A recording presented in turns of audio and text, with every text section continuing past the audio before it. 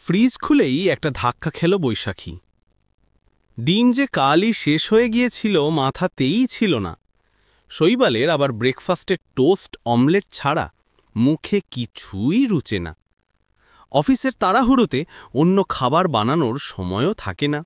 কাজের দিনগুলোতে simple and quick রেসিপিতে টোস্ট আর অমলেটই শৈবালের পছন্দের খাবার। ছুটির দিনে অবশ্য মুখ বদলানোর জন্য অন্য রকম জলখাবারও খায়। চট করে ঘড়িটা একবার দেখে নিল বৈশাখী। 8:30 বাজে। 9টা-9:15টার মধ্যে বেরিয়ে যায় শৈবাল। সময় একেবারেই নেই। সরলা বাসন মাজছিল, ওকে তাড়া দিয়ে ওঠালো। বাসন পরে মাজবি, এখন শিগগির একবার রামুর দোকানে দৌড়ে যা। 1 ডজন ডিম কিনে নিয়ে আয়, তোর দাদার অফিসের সময় হয়ে যাচ্ছে, জল খাবার তৈরি করতে হবে। টাকা নিয়ে দৌড়ে যাচ্ছিল সরলা। বৈশাখী পেছন থেকে চেঁচালো, রামু কিন্তু খুব দেরি করে জিনিস দিতে, তুই তাড়া দিবি। আচ্ছা বৌদি, দৌড়াতে দৌড়াতেই চেঁচালো সরলা। তাড়াতাড়ি কিচেনে ঢুকে দুধের সসপ্যানটা গ্যাসে চাপালো বৈশাখী। পাউরুটির স্লাইসগুলো টোস্টারে ঢুকিয়ে দিল। তখনই শুনতে পেল শৈবাল চেঁচাচ্ছে, আমার খাবারটা দাও বৈশাখী। সিঁড়েছে। শৈবালের স্নান হয়ে গেছে, এখনও সরলা ডিম নিয়ে ফিরল না। মনে মনে অস্থির হয়ে উঠছিল বৈশাখী। শৈবালের তাড়ায় 1 গ্লাস দুধ আর 4 পিস টোস্ট ওর সামনে নিয়ে রাখল। অমলেট কোথায়? শৈবাল বলল অবাক হয়ে। হচ্ছে, মৃদুস্বরে বলল বৈশাখী। হচ্ছে, এখনও হচ্ছে। তুমি জানো না আমি কখন বেরোই অফিসের জন্য? কি করছিলে এতক্ষণ? ঘুরিয়ে ঘুরিয়ে চলছিলে নাকি? চেঁচিয়ে উঠল শৈবাল। এজন্যই এতক্ষণ শৈবালকে কিছু বলেনি। জানে ডিম নেই শুনলেই শৈবাল ঝামেলা পাকাবে, নানান অপমানজনক মন্তব্য করবে। কিন্তু শেষ রক্ষা তো হল না। ঠান্ডা গলায় বৈশাখী বলল, আমি এতক্ষণ কি করছিলাম সেটা তুমি কখনো বুঝবে না। বুঝলে তো এইভাবে কথা বলতে না। অমলেট তুমি ঠিক সময় মতো পেয়ে যাবে। এখন খাওয়া শুরু করো। খাওয়া শুরু করব? কি দিয়েছ যে খাওয়া শুরু করব? সামান্য টোস্ট অমলেট, এটাও সময় মতো বানাতে পারো না? শৈবাল আরও জোরে চেঁচিয়ে উঠল। রাগে মাথার ভেতরটা পুড়ে যাচ্ছে, তবুও প্রাণপণ চেষ্টা করছে বৈশাখী নিজেকে শান্ত রাখতে। শৈবাল মাঝে মাঝে এমন ব্যবহার করে, মনে হয় বৈশাখী কোনো মানুষ নয়, শৈবালের কিনে আনা রোবট, দম দেওয়া কলের পুতুলের মতো, যাকে সকাল থেকে রাত এই সংসারের জন্য ছুটোছুটি করতে হয়। বাপ ছেলের দেখাশোনা, তাদের পছন্দ মতো খাবার বানানো, বাজার করা, গ্যাস ইলেকট্রিক বিল, সব দিকে কড়া নজর রাখতে হয়। কাজের লোক না এলে বাসন মাজা, কাপড় কাচা, ঘর মোছা, সব কিছুই করতে হয় নিখুঁতভাবে। এক চুলো এদিক ওদিক হলে চলে না, একটু ক্লান্তি এলে চলে না।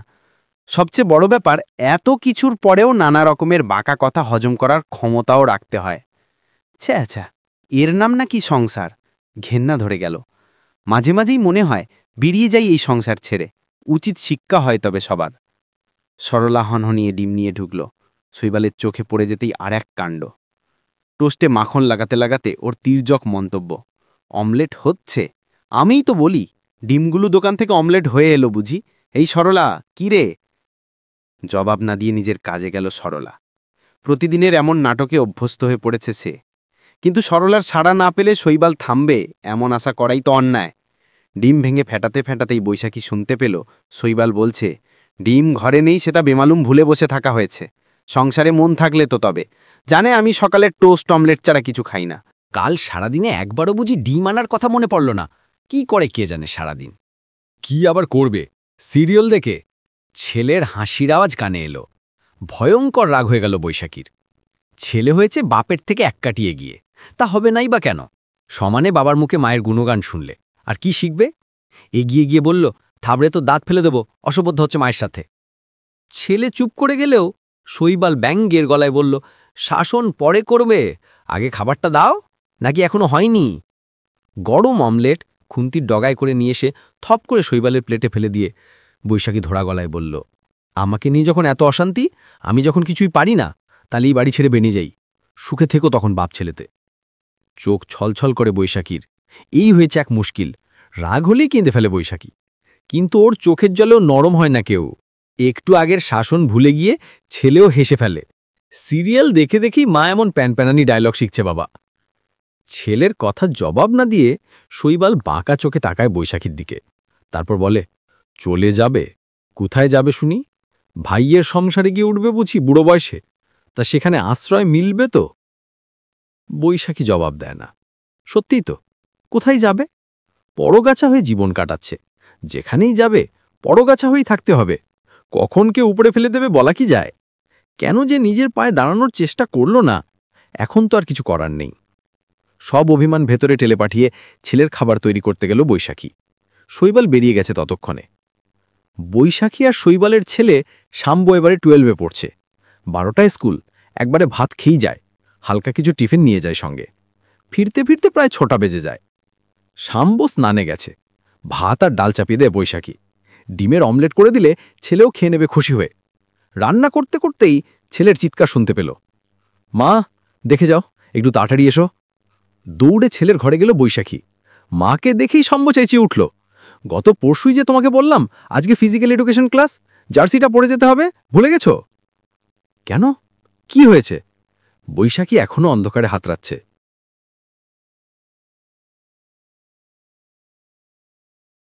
কি হয়েছে?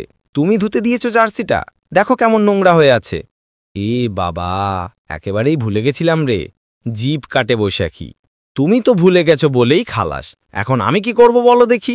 ভুলে গেলে কি করব বাবা, এটাই পড়ে চলে যা আজ, কাল ধুতে দেব না হয়। তোমাকে দিয়ে না মা একটা কাজও হয় না, কি যে করো! বিরক্ত মুখে বলল শাম্ব। বৈশাখীর জিভের ডগায় প্রায় এসেই যাচ্ছিল। আমি না হয় ভুলেই গেলাম, তুই কেন মনে রাখলি না? বুড়োধারী ছেলে, সবকিছু এখনো মাকেই করে দিতে হবে? না, এগুলো বলা চলবে না। ছেলে রাগ করে না খেয়েই হয়তো বেরিয়ে যাবে। মায়েদের যে কত কিছু বুঝে চলতে হয়। কষ্টে জিভে লাগাম পড়ালো বৈশাখী। একটু পরে বিরক্ত মুখে খেতে এলো ছেলে। অপরাধী মুখে চুপ করে রইল বৈশাখী। ছেলে বেরিয়ে যাবার সময় মিনমিন করে বলার চেষ্টা করল, তোর পছন্দের এগ চাউমিন বানিয়ে দিয়েছি, খেয়ে নিস কিন্তু টিফিনে। মায়ের দিকে একবারও না তাকিয়ে বেরিয়ে গেল শাম্ভ। বৈশাখী বুঝল ছেলের রাগ এখনো পড়েনি। জীবনটা এখন এমনই হয়ে গেছে বৈশাখের। সবাই ওর উপরে রাগ দেখাবে, অভিযোগ অনুযোগ করবে। উল্টে রাগ দেখালেই বিপদ। বাপ ছেলে দুজনেই মুখ হাড়ি করে ফেলবে। যত জ্বালা হয়েছে বৈশাখের। এটা একটা জীবন হলো, বাঁচতে ইচ্ছে করে না আর। যতই অসন্তুষ্টি থাকুক না কেন, জীবন তো চলেই যায় যেমন তেমন করে। বৈশাখীরও চলেই যাচ্ছিল। হঠাৎ করে পেছন থেকে পড়ল এক হ্যাঁচকা টান। ওলটপালট হয়ে গেল অনেক কিছু। কিছুদিন থেকেই কিছু খেতে গেলে জিভে কেমন একটা অসুবিধে হচ্ছিল বৈশাখের। কেমন যেন খচখচ করছিল জিভে। আয়না দিয়ে দেখতে গেল একবার, দেখেই চমকে উঠল, এটা আবার কি? জিভের অল্প পেছনে আঁচিলের মতো ছোট্ট একটা পিণ্ড গজিয়ে উঠেছে যেন। হাত দিয়ে পরখ করল, ব্যথা ট্যাথা কিচ্ছু নেই। হবে হয়তো আঁচিল। শরীরের নানা জায়গাতেই তো গজায় হঠাৎ করে। বলবে কি শৈবালকে? বলার দরকার নেই। বাপ ছেলে দুজনেই নিজেদের জগতেই ব্যস্ত। বৈশাখীর জিভে আঁচিল নিয়ে তাদের ভাবার সময় কই। বিশেষ পাত্তা দিল না বৈশাখী নিজেও। কিন্তু টের পাচ্ছিল দিন দিন বড় হচ্ছে ওটা। তা হোক, আঁচিল তো বড় হয়ই। মাস দুয়েক পর এক বিকেলে চা খাওয়ার সময় টুকটাক কথা বলতে বলতে শৈবাল আচমকা বলল, তোমার কথা ওরকম শোনাচ্ছে কেন? কি রকম? অবাক হলো বৈশাখী। কেমন যেন জড়িয়ে যাচ্ছে। তাই নাকি? হ্যাঁ, কি হয়েছে তোমার? শৈবাল চোখ সরু করে তাকাচ্ছে। কিছু না তো, জিভে একটা আঁচিল হয়েছে, তাই হয়তো। জিভে আঁচিল? কই দেখাও। হাঁ করে জিভ দেখালো বৈশাখী। শৈবাল যেন সন্ত্রস্ত। কতদিন থাকে এটা? মাস দুয়েক হবে। মাস দুয়েক ধরে এটা নিয়ে বসে আছো? আগে বলনি কেন? ইডিয়েট নাকি? ও ভগবান, এখন আর কি করি? চিঁচিয়ে উঠল শৈবাল। শাম্ভ পড়ছিল, দৌড়ে এলো এ ঘরে। কি হয়েছে মা? কি হলো বাবা? দেখ তোর মায়ের কি হয়েছে। শাম্ভ দেখে বলল, এতদিন বলোনি কেন মা? ডাক্তার দেখাতে হবে তো। ছেলের গলার উৎকণ্ঠা টের পেল বৈশাখী। বলল, ও কিছু নয় রে, এমনিতেই সেরে যাবে দেখিস। কে পাকামো করতে বলেছে তোমাকে? এমনিতেই সেরে যাবে মানে? তেড়ে এলো শৈবাল। চুপ করে গেল বৈশাখী। বাবা আর ছেলে মিলে তারপর হুলুস্থুলু শুরু করে দিল। বিশাল এক ডাক্তারের অ্যাপয়েন্টমেন্ট নিয়ে নিল দুজনে মিলে। দুদিন পর ডাক্তারের কাছে গেল বৈশাখী, সঙ্গে শৈবাল। বৈশাখী যতটা সহজ ভেবেছিল ততটা সহজ কিন্তু রইল না কিছু। ডাক্তার জিপটা দেখেই গম্ভীর হয়ে গেলেন। কতদিন ধরে এটা আছে? মাস দুয়েক মতো, বৈশাখী জবাব দিল। এতদিন কি করছিলেন? ডাক্তার শৈবালের দিকে তাকালেন। ও তো জানায়নি কিছু, খুব চাপা, সারাদিন মুখ বুজে কাজ করবে, সবার যত্ন করবে, কিন্তু নিজের দিকে কোনো খেয়াল নেই। জানতে পেরেই নিয়ে এলাম তাড়াতাড়ি। শৈবাল অসহায় মুখে বলল। শৈবাল ওর সম্পর্কে এরকমভাবে জানতে পেরে বৈশাখী অবাক হলো খুব। কই, আগে তো কখনো বলেনি এভাবে। ডাক্তার বিরক্ত মুখে বললেন, লোকে দেরি করে করে একেবারে লাস্টে যে ডাক্তার দেখাতে আসে, অথচ আগে ধরা পড়লে চিকিৎসা করা কত সহজ হয়। এমনিতেই অনেক দেরি হয়ে গেছে। আমি যে টেস্টগুলো দিয়েছি তাড়াতাড়ি করিয়ে আনুন, একেবারেই দেরি করবেন না। বৈশাখীর চোখের সামনে সব অন্ধকার হয়ে আসছিল। এসব কি বলছে ডাক্তার? লাস্ট স্টেজ মানে? শৈবাল মুখ অন্ধকার করে বেরিয়ে এলো বৈশাখীকে নিয়ে। বাড়ি ফিরেও মুখ অন্ধকার করে বসে রইল। বৈশাখী ভালো করে বুঝতেই পারছিল না কিছু। ওর তো শরীরে কোনো অসুবিধে নেই, তাহলে ডাক্তার ওভাবে বললেন কেন? শাম্ব সবটা শুনে বৈশাখীকে জড়িয়ে ধরে ডুকরে কেঁদে উঠল হঠাৎ। এতদিন কিছু বললে না কেন মা? লুকিয়ে রাখলে কেন আমাদের থেকে? তুমি এমন কেন? বৈশাখী কি বলবে বুঝতে পারছিল না। ওর নিজেরই তো কান্না পেয়ে যাচ্ছে। দুহাতে ছেলেকে জড়িয়ে ধরল। তোর মায়ের কিছু হবে না শাম্ব, আমি আছি তো, শৈবাল বিড়বিড়ি করল। সেদিন থেকেই বদলে গেল সবকিছু। যে সংসারে বৈশাখীর ঘেন্না ধরে গেছিল, এখন নিজের সবটুকু দিয়ে এই সংসারটাকেই আঁকড়ে ধরে রাখতে ইচ্ছে করছিল। কেবলই মনে হচ্ছিল, সময় কি ফুরিয়ে এলো? আর কিছুদিন কি এখানে থাকা যাবে না? শৈবাল আর শাম্ব এখন বৈশাখীকে রান্নাঘরে ঢুকতে দেয় না। কি করে ওর যত্ন করবে সেটা ভেবে দুজনে আকুল। শাম্বু অপটু হাতে মায়ের জন্য চা নিয়ে আসে হাসি মুখে। বৈশাখী চোখের জল লুকোতে তাড়াতাড়ি মুখ ফিরিয়ে নেয়। বিকেলে শৈবাল অফিস থেকে ফিরলে বাপ ছেলেতে মিলে ব্যস্ত হয়ে পড়ে বৈশাখীর পছন্দের খাবার বানাতে।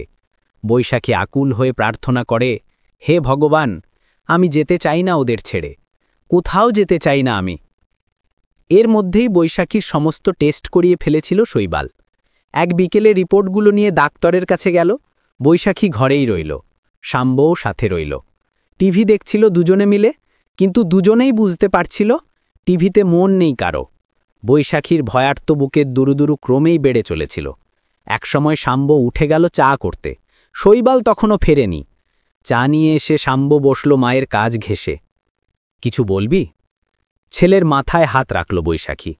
মাথা নেড়ে না বলল শাম্ব। ছেলে কিছু না বললেও ওর ভেতরে রুৎকণ্ঠা চাড়িয়ে যাচ্ছিল বৈশাখীরও মনে।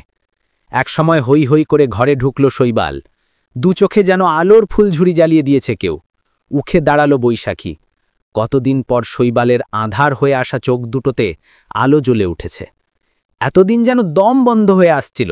স্বভাবসিদ্ধ ভঙ্গিতে শৈবাল বলল, চা করে আনো বৈশাখী, দেখো চিনি বেশি দিয়ে ফেলো না। শাম্ব অস্থির দু চোখে জিজ্ঞাসা নিয়ে তাকিয়ে আছে বাবার দিকে। কিন্তু বৈশাখীর আর কিচ্ছু জানার নেই। শৈবালের ব্যবহারেই সব জানা হয়ে গেছে। হরিণ পায়ে রান্নাঘরে ছুটল। চা করতে করতে শুনতে পেল শৈবাল ছেলেকে বলছে, গাধা ডাক্তারটা ভয় পাইয়ে দিয়েছিল, কি সব লাস্ট স্টেজ বলে সব ঘেটে দিয়েছিল বেটা, কিচ্ছু হয়নি তোর মায়ের। জিভের ওটা একটা বিনাইন টিউমার, ছোট্ট অপারেশনেই ঠিক হয়ে যাবে। চা করে শৈবালের সামনে ধরে দিল বৈশাখী। চুমুক দিয়েই মুখ বিকৃত করল শৈবাল। যথারীতি বেশি মিষ্টি, এক কাপ চাও ভালো করে করতে পারো না গো। অন্যদিন হলে এ কথাতে রেগে যেত বৈশাখী। আজ হেসে ফেলল। হ্যাঁ, পারি না কিছু, কি আর করবে, তোমারই কপালের দোষ। সেই তো দেখছি, গম্ভীর মুখে বলল শৈবাল। শাম্ব এদিকে হুলুস্থুল জুড়ে দিয়েছে। মায়ের অপারেশনটা হয়ে গেলে চলো না কোথাও ঘুরে আসি বাবা। কোথায় যাবি? শৈবাল হাসল। সমুদ্রে, মা সমুদ্র খুব পছন্দ করে। শাম্বর চোখ জলজল। চলো তাহলে। কিরো? বৈশাখীর দিকে তাকিয়ে শৈবাল চোখ নাচাল। বৈশাখী যেন ঘোরের মধ্যে রয়েছে। এতদিন বাদে সবকিছু ছন্দে ফিরেছে। বিশ্বাস হতে চাইছে না। এই সংসার ছেড়েই নাকি জ্বলে যেতে চাইছিল। আর কক্ষনো এমন অলক্ষণে ভাবনা মনেও আনবে না। হাজারটা বাঁকা কথা, পরস্পরকে দোষারোপণ, তুচ্ছ কারণে ঝগড়া, সবকিছুকে ছাপিয়ে যায় যে ভালোবাসা, সেটাই যে এতদিন চোখের আড়াল হয়েছিল। হঠাৎ করে অসুখের বাহানায় সামনে এসে দাঁড়িয়েছে। এত ভালোবাসা ছেড়ে আর কোথাও যায় বৈশাখী? মাথা খারাপ নাকি ওর? প্রিয় বন্ধুরা, এতক্ষণ সাথে থেকে গল্পটা শোনার জন্য অশেষ ধন্যবাদ। গল্পটা আপনাদের কেমন লাগলো? ভালো লাগলে একটা লাইক, কমেন্ট ও শেয়ার করে দেবেন। আর পরবর্তীতে এরকম আরও নতুন নতুন গল্প শুনতে চাইলে আমার চ্যানেলটি সাবস্ক্রাইব করে সাথে থাকুন। ভালো থাকবেন সবাই। ধন্যবাদ।